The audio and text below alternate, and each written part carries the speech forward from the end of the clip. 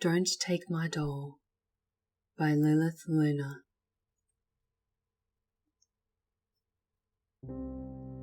It was July 2nd, 1998, when she first appeared. A slight, pale woman with large black rings around her eyes, thin, hollow cheekbones and hair like matted wire. I watched from the front desk every day as she flitted up to the window, stared into the police station and repeatedly tapped her bony fingers against the glass. I had been drafted to the small seaside town of Gentry less than a month ago, and not a day had gone by without the woman appearing at the window, sometimes for hours on end. I'd ask a couple of my superiors what she was doing, but they merely avoided my eyes and told me not to pry into private affairs. Today was no different. The woman crept over to the window and danced her fingers across the glass. The sky outside grew dark as the hours dragged on, and I watched as the first drops of rain fell from the sky.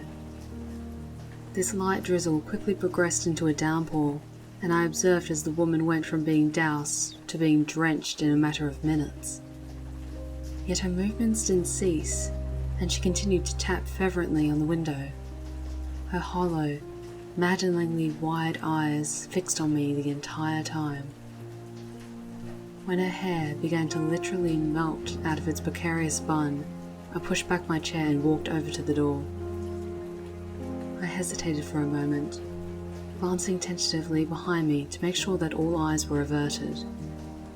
Quickly I wrenched open the door and stuck my head outside and called, "Hey, do you want to come inside until the weather calms down?"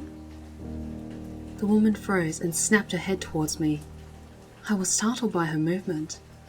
The angle of her head made it appear that she possessed no spine to speak of, and instead that her head was disconnected from her neck.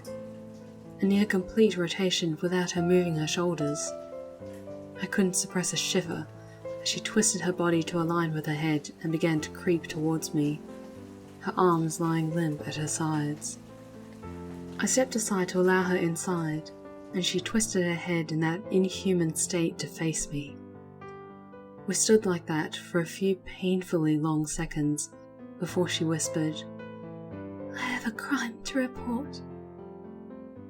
Her voice was delicate and childlike, as though encased within the putrescent grey skin and bedraggled hair lay a sweet child with pink ribbons scattered in her blonde ringlets. "Of course, ma'am," I smiled, gesturing for her to follow me to the front desk. I'd barely taken a step before she clasped her fingers around my wrist, her cold skin creating a crushing vice that stopped me in my tracks. "Please, sir, could we go to the back room?" Her question surprised me, but I could understand why some witnesses would be too scared to declare crimes in the open. I had never heard of any witnesses being relocated to an actual room in the time I'd spent at the station, but the itching desire to know more about the woman prompted me to nod and change course, heading down a long, thin corridor leading to the tiny back room. As we walked, I stole a glance back at her and noticed that she was a fair deal younger than I'd first assumed. Her slender limbs, hunched figure, and dark eyes made it appear that she was an elderly woman, but on closer inspection, her undeveloped physique and smooth face suggested that she was most likely a pubescent child. I was so shocked at myself for not noticing this sooner that I almost strolled headfirst into the door of the back room. Halting in the nick of time, I fumbled my keys before unlocking the room and stepping inside. The room was comprised of dark metal walls and a concrete floor, complete with a stainless steel table and 2 chairs.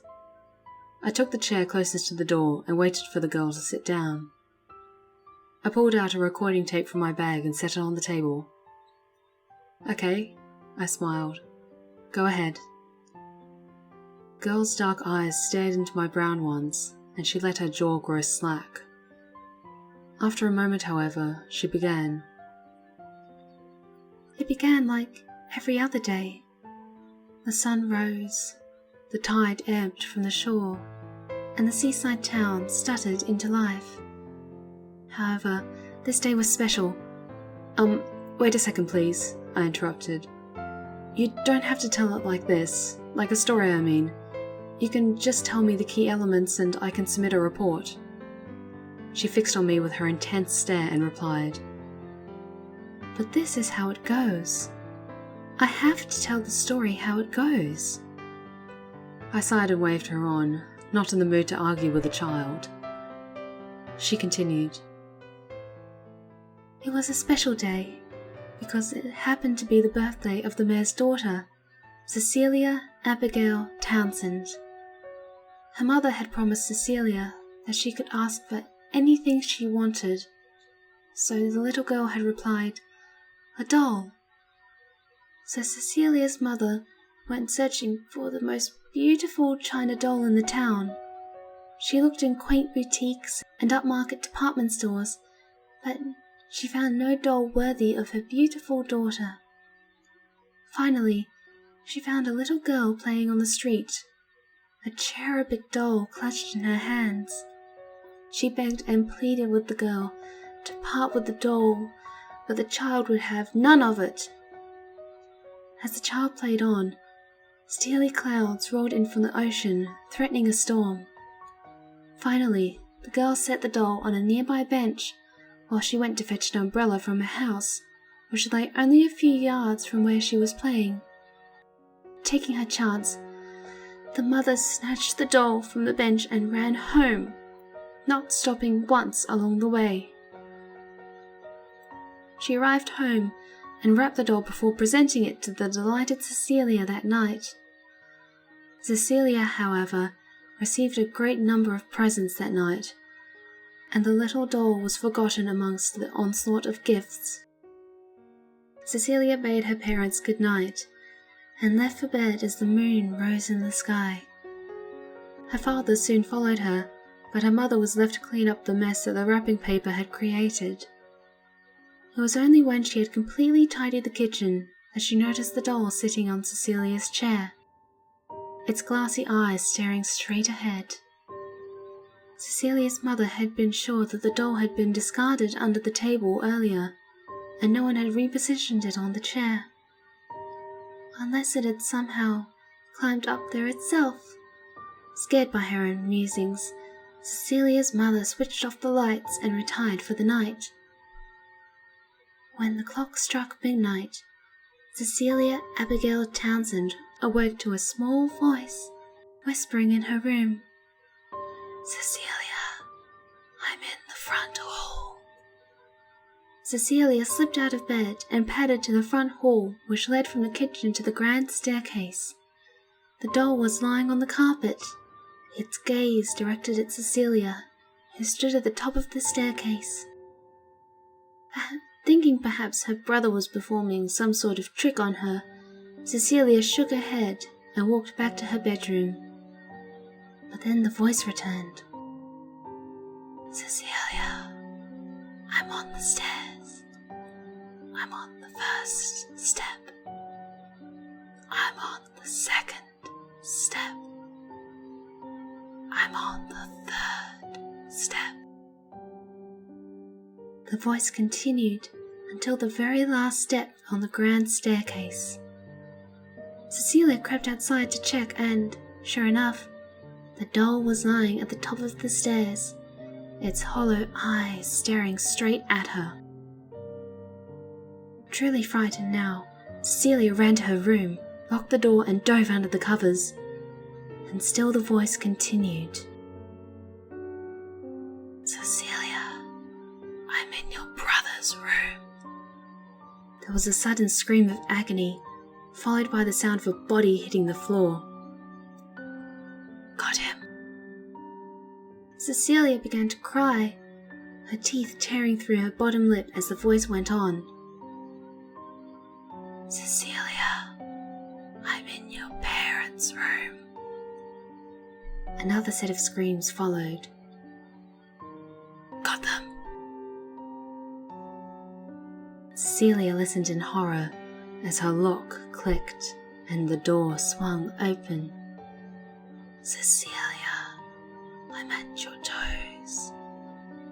I'm at your knees. I'm at your waist. shoulders. Stop! I yelled, slamming my hands down on the table. The girl didn't look taken aback in the least in my outburst, instead gazing at me as though waiting to continue. I demand you stop this right now, I growled. This is a police station, not a campfire, and I'll have none of your tales here. I know very well that today is the mayor's daughter's birthday, and that they are all alive at this moment, so please kindly stop wasting my time and... I was interrupted by the door bursting open and the chief sergeant leaning in, policemen dashing backwards and forwards behind him. Detective, we need you at Mayor Townsend's residence. Please come with me.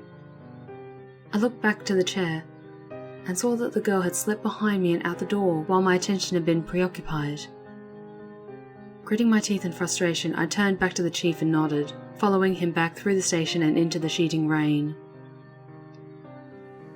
When we arrived at the mayor's house, the coroners were removing gurneys laden with bodies covered in blood-spattered sheets. One of the sheets was blown back in the wind, and I saw the mutilated face of Cecilia Townsend, her throat slashed to ribbons of flesh, and her mouth slit from ear to ear in a horrific grin. I felt bile rise in my throat and excused myself to empty my stomach behind the house. I was wiping my mouth when I heard a light tapping, even through the rain. I glanced up, saw a figure standing in the upstairs window, its fingers splayed across the glass. Squinting, I could make out the outline of the girl from the police station, a large smile on her unusually deadpan face, and a doll with blonde ringlets clutched in her hand. She tapped on the glass again and again to write something on the window. When she finished, she waved at me, her smile growing impossibly huge, before disappearing into the room's shadows. I stepped closer and saw the words daubed on the window in blood-red letters. Don't take my doll.